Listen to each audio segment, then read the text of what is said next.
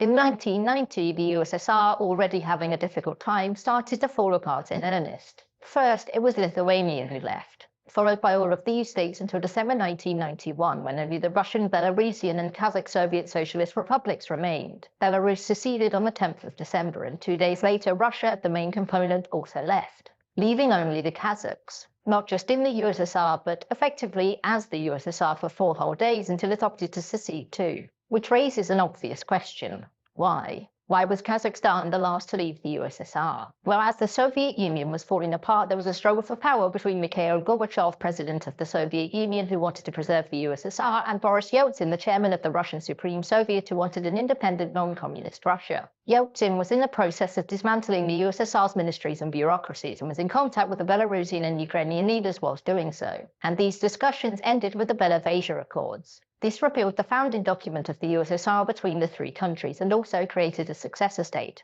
the CIS, the Commonwealth of Independent States. In the Kazakh Soviet Republic, this caused anger, since unlike Ukraine, they were still a member of the Soviet Union and nobody had asked them for their opinion. Furthermore, there were a lot of legal questions as to whether these three were allowed to dissolve a sovereign state or not. The Kazakh leader, Nursultan Nazarbayev, was sent to Moscow by the other Central Asian states to seek a compromise. You see, whilst all except the Kazakhs had left the USSR, many still wanted close cooperation with Russia. The problem was that their leaders were elected within the Soviet framework, and abolishing the USSR may have destroyed their legitimacy. As such, they tried to moderate between Yeltsin's independence and Gorbachev's return to the USSR as it was before. This never happened, and on the 12th of December, Russia left the USSR and only the Kazakhs remained. So what happened during this time? Well, the Kazakhs were doing two things. Negotiating with Russia to allow central states into the new CIS, which was hoped would be closer to the USSR in its operation than a trading bloc, and also creating the framework to be an independent country just in case everything fell apart. This included changing the Kazakh Soviet Socialist Republic's name to the Republic of Kazakhstan, but again, it was still a technicality since it was the sole remaining state in the USSR.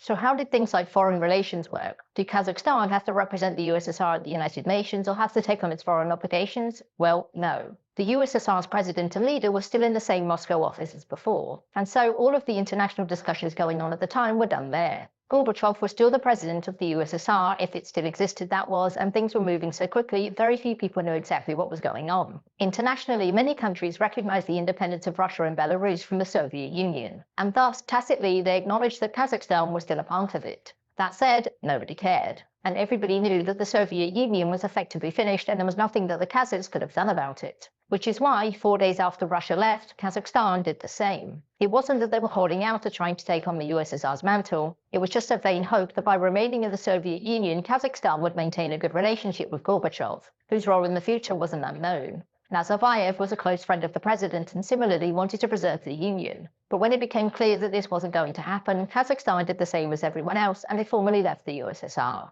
10 days later, to formalize its dissolution, the leaders of the newly independent states met in the Kazakh capital and formally declared the USSR dead and buried, with Russia becoming its former successor.